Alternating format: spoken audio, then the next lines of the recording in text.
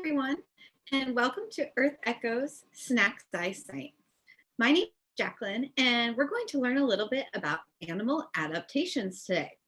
Just want to say first, if we experience any technical issues, please hang tight. There's a lot of people on the internet these days, but we will make it work. Also, this video is being recorded and will be available to view and watch again right here on EarthEcho's YouTube channel. So let's get started with bundled up with blubber. So here's what you'll need. You will need 2 plastic bags, quart size or larger. Now, I did try to do these with reusable bags, but it didn't work quite as well. So pro tip, I'll be washing these and reusing these plastic Ziploc bags anyway. You need duct tape. You need shortening that is in the solid form, not liquid, a spoon, a large bowl, ice, water, and a towel. Some optional items to take this further after today's demo could be packing peanuts, cotton balls, or feathers, but we don't need those today. So today we're going to learn about animal adaptations. An adaptation is a physical trait or behavior that helps an animal survive in its environment. Can you give me, everybody out there watching, can you give me some examples of an animal adaptation? So while you're typing those into the YouTube chat, I'll give you an idea. I'm looking for physical characteristics or something that an animal does that helps them survive in their ecosystem. Give you a minute to chat those answers into the chat box on YouTube. We have any coming in, Casey? We have wings. Wings, excellent. So that's a great example. So wings are an adaptation for some organisms that can fly, which is great. So one of my favorite adaptations occurs in whales. Some whales, like the blue whale, they feed on small krill and other organisms.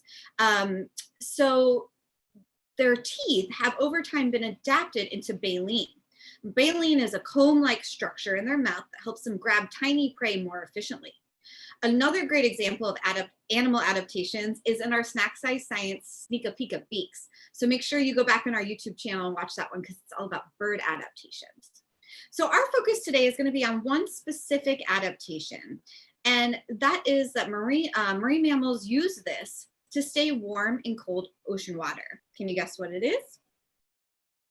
That's right, it's blubber. So blubber is a specialized type of fat that is found in marine mammals such as whales, seals, and walruses.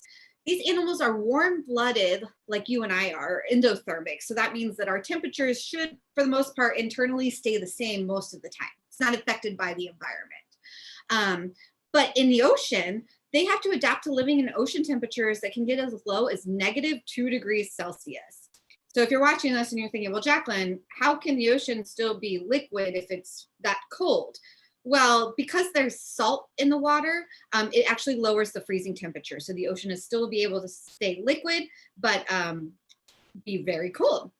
So blubber, again, is a specialized type of fat, and it's found in marine mammals like whales, seals, and walruses.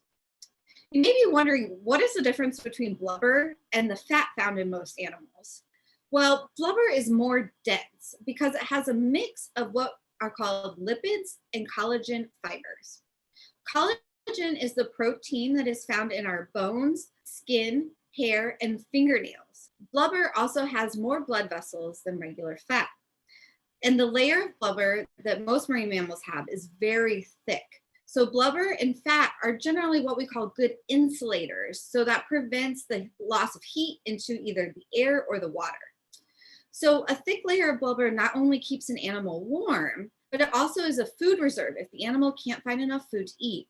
And it actually even helps some animals float near the surface. So blubber does a lot. But let's get started today with making our blubber glove, which is the fun part of today. So once again, here's a reminder of what you'll need. You need 2 plastic bags, duct tape, some shortening, a large spoon, a large bowl, ice, water, a towel, and if you've been following along with our Snack Size Science, you can see that I have our pro tip of having my puppy pad here on the table for any spills. So let's get started. So I have some ice already here in my bowl. Okay. And if you're using trays of ice at home, you want to use at least 1 to 2 trays of ice. I just took ice out of my refrigerator, so you can see I filled it up, bottom layer there. You want to make sure your ice doesn't melt all the way. If it's a little bit melty, that's okay.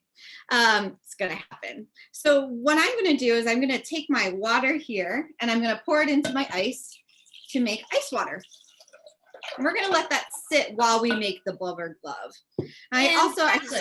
This is Casey here at EarthEcho, just kind of monitoring things in the background. We're experiencing a lot of lag and freezing right now with our live stream. So I just kind of want to pause right here just to kind of give it a minute and see if the internet traffic slows down a little bit and just catches up. So we have a lot of folks watching on YouTube. We have Yasmin joining us. She's a regular for Snack Size Science. And while we're waiting to continue with the experiment, Yasmin did ask, do manatees have blubber? That's a great question. And that's something, I'm here in Florida, so that's something that we get asked a lot. So even though manatees are very big animals and they look like they're big and fat, they actually have a very thin layer of blubber. So they're actually mostly muscle, which is a little, you might not think that looking at a manatee. But because they only have a thin layer of blubber, here in Florida, when we get colder temperatures in the water, it can actually make them sick. They can get sick. They can get things like pneumonia, just like we do. So even though manatees do have blubber, it's not as thick as you would think, and they cannot tolerate as cold of water as other marine mammals, for example, like a walrus can. But great question. All right, perfect. So just know, Jacqueline, if you could just maybe slow down a bit, that we are experiencing a lot of delay and lag. So just want to give you that heads up. Thank you. Sorry, everybody out there. We'll go a little bit slower. So to review, all I've done so far is make my ice water. So I added ice and water. And I have a young son at home, so I'm actually going to use his bath thermometer, place it in so we can kind of get an idea of what the temperature of this water is. So we'll see that start to go down. It's already down to 59 degrees, so it's getting cold in there. All right, so now we are going to make our Blubber Glove. This is the fun part. It gets a little bit messy. So first thing you're going to want to do is grab one of your Ziploc bags. You're also going to want to grab your shortening and your spoon. So we're going to take this, and so you want to add about 2 cups of the shortening to the bag. So I'm actually going to use this whole container. So I'll move over here onto my document camera so you can see the shortening. And I'm simply going to spoon it out and get it in the bag. For this part, you don't have to worry about spreading it apart evenly or anything like that in the bag. You can see I'm just getting it in there. So I'm going to scoop this out.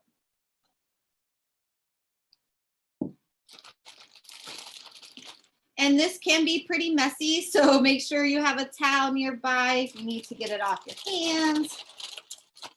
All right, so I think that looks about like 2 cups to me. Not exact science today, and that's okay. So we'll set that aside. And I'll hold this up to the camera here. So you can see we have our shortening in this bag. Now, I'm actually going to do a little tip beforehand. What I'm going to do is I'm going to fold the top of this bag down just a little bit and kind of make a lip here. All right. So it looks like this. And we're going to set that one to the side. Now we're going to take our smaller Ziploc bag, and I'm going to put my hand in it to essentially make a glove. Okay. And I'm simply going to put this gloved hand into the bag with the shortening. Then I'm going to come over here to my document camera so you guys can see a little bit better. And I'm going to smoosh all of this shortening around to try and get a nice even layer around my entire hand. So this is fun. It's always fun to kind of smoosh materials around. All right, so I feel like my hand is pretty well covered. Now remember, my hand is inside that other bag, so I'm not actually coming in contact with the shortening. Hold that up here. Perfect. So, I was going to say, Jacqueline, the document cam is freezing up a little bit. So yeah, I was going to say, if you could show us on that larger camera, that'd be helpful. All right, so here is our Blubber Glove. So once we have it spread evenly, and you know, you could kind of zhuzh this around for a lot, but for a while, but you want to have it spread pretty evenly over your hand. So now that, remember earlier, we kind of did this little flap at the top. I'm going to take duct tape. I pulled my duct tape strips off earlier, so I won't have to do that on camera. So I'm going to take some duct tape and simply, whoops, shortening gets very slippery, guys. Duct tape the two bags together. So what I'm trying to do here is keep that opening for my hand in the non-shortening bag open, but keep the blubber and everything else on the outside. So I'm just duct taping here, and I'm actually going to use my towel because I got a little shortening on my hands, a little sticky. And we'll finish duct taping here. I used 2 strips of duct tape for this. But again, it's not really exact science. So you just want to make sure you have a seal in between your hand bag, like so, and the bag with the shortening. So let me just get this situated here, and then I'll show you. So we have these 2 duct tape together, essentially making a glove. So before I show you how the Blubber Glove works, I want to see how long I can keep my hand, just my bare hand, my human hand, in this ice water. I can tell from my thermometer that this water is 43.1 degrees, that's Fahrenheit already. So Casey, could you do me a favor and start a timer? Absolutely. You ready? I'm ready. So what I'm going to do is I'm going to stick my hand in here when Casey says ready. And 3, 2, 1, go. So what Casey is doing for me is timing how long I can keep my bare hand in this ice water that is now 42.1 degrees Fahrenheit. It's feeling very cold already. I'm getting that crampy cold feeling in my hand. I'm going to be tough because I'm on YouTube, on camera. Whew, it's getting very cold. Okay, I'm going to say I'm done. How long was that, Casey? That wasn't very long. Ooh, Jacqueline, how long do you think that was? Maybe 30 seconds. Ooh, 22 seconds. Fair. All right. 22 seconds. Pretty good for 42-degree Fahrenheit water with a bare hand, right? So I'm going to dry off this hand. And now I'm going to place it in the Blubber Glove. Before I stick it in the water, well, actually, as I stick it in the water, and Casey starts the timer for me again, for those of you watching, would you like to guess how long I can keep my hand in the water with the Blubber Glove? So go ahead and put those guesses in the YouTube chat. And Casey, could you start our timer again, please? Absolutely. So 22 seconds for your bare hand. And you ready? 3, 2, 1, go. All right. So you can see I'm submerging my whole hand in the blubber. And believe it or not, I don't feel any cold already. Wow.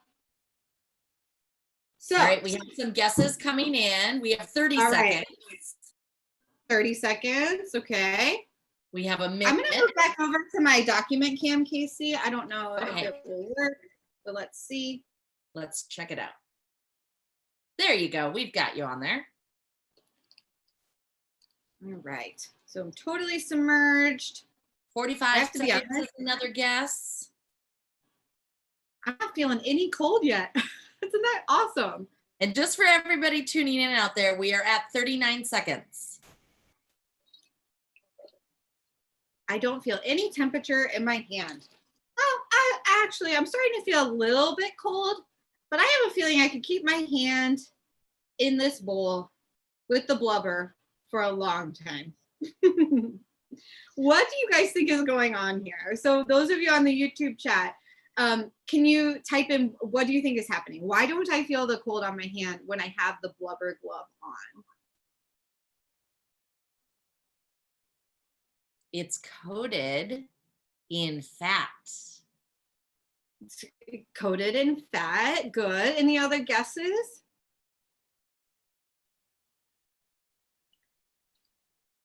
Right. So the shortening that I added acts just like blubber. So what it's doing is it's keeping my hand warm, and it's keeping it separated essentially from the icy cold water. My bare hand doesn't have that special layer of fat, that special layer of blubber. So when I stuck my bare hand into the ice cold water, what was happening is the heat from my hand was transferring to the water really quickly, which is why I could feel all of that cold pretty quickly in less than 30 seconds. So we call materials like blubber, you can see the picture on your screen there, insulators. And an insulator is any substance that does not readily allow the passage of heat. So what other materials do you think we could put into our glove to act like an insulator? I'll give you a couple of minutes to think about that and put that in the YouTube chat. Just so you know, I still have my hand in the water, and I'm just starting to now feel a little bit of chill in my blubber. So Casey, what time are we at? We are at 2 minutes and 34 seconds. Pretty good compared to 28 seconds, right? So I have a feeling I could keep my hand in here. I am starting to feel a little bit chill, but again, it's nothing like the cold I felt with my bare hand. So as you're thinking about what other materials you could put in a blubber glove to take this a little bit further and see how other adaptations work, think about a penguin. Do you guys think penguins have blubber? What do they have? Yes. Feathers. I see that. Yes, they have feathers. So you could try building a blubber glove just like this, except with the inside, instead of filling it with shortening, you could fill it with feathers. You could fill it with cotton balls to see if that works like blubber. Maybe time it, right? And see how the different insulators, how long you can keep your hand in the ice with the different insulator. So after we're done here, I would encourage you to make a new glove and test those materials out, because it's really fun. So I'm going to take my hand out now, but I will say the outside of my blubber glove is a little bit chilly, and inside I can feel some of the cold as well, but nothing compared to sticking my hand in the water. So do we have any more questions coming in from YouTube? Yes, actually, one question that we had is, are there any substitutes for shortening? And that kind of goes with what you just said about how you can experiment with other blubber gloves. Yeah, I would say using other materials. You could also use, you could get really creative. You could try felt. You could try like stuffing for crafts and things like that, and see how those work. The shortening is the closest thing as far as the fat for blubber. So that's why we chose to demonstrate that one today. But you could do the glove with feathers, cotton balls, get creative with it and see how they insulate, how do they work, and find an organism that is like that, and do a little bit more research into it as well. And another question we have is, can you use 2 of the same sized bags? Those Ziploc baggies that you used. You can. So there you can use 2 of the same size. Like I said, we try not to use a lot of plastic at my house. So I had to dig in the junk drawer to find these 2. That's why I had 2 different sizes, and I will be washing them out and reusing them. I did try this with my reusable silicone bags, and it didn't work as well, and it got very messy with the shortening. So I think it would work with 2 of the same size bags, but you'd have to be very particular when you duct tape it to make sure the water and the ice doesn't creep into your hand and between you and the blubber layer. Great. Those are the questions we had coming in from YouTube. Awesome. Well, fantastic question, everyone. I would encourage you to check out EarthEcho's Expeditions Plastic Seas after you finish watching this today. Our expedition was looking at plastics in the oceans, but we were fortunate to meet Dr. Kate, her daughter Haley, who actually is part of our youth leadership here at EarthEcho, and they are in charge of running the Marine Mammal Foundation in Australia. So you can see in the picture there, that is a burn-in dolphin. And that's another type of dolphin that has that blubber that can withstand cold water. So I would encourage you to check out those videos so you can learn more about that unique species. I would also encourage you to check out all of EarthEcho's resources on our website. And I wanted to let you know that we are doing a book giveaway. So you can head over to our Facebook page for all of the details. But before you go, make sure you subscribe to our YouTube channel here. You'll thank us later when you go over and read all those details on our Facebook post. If you would like to support any of our programs, please consider making a donation on our website. We would greatly appreciate it. Of course, you can join us for more Snack Size Science this month. We'll have a special guest coming to us all the way from Australia on Friday, and we'll be learning about creating some green chemical, or not chemicals, but clean without chemicals that you can use at home. And Jacqueline, before you wrap things up totally, we have Piper and Patricia watching, and they wonder if blubber protects these animals from heat as well as from cold. That's a great question. So as an insulator, and you know, I'm not a marine mammal biologist, but from what I know, I would think that blubber as an insulator could insulate from heat as well as cold water. Casey, I know you know a lot about marine mammals. Is there anything else I need to add there?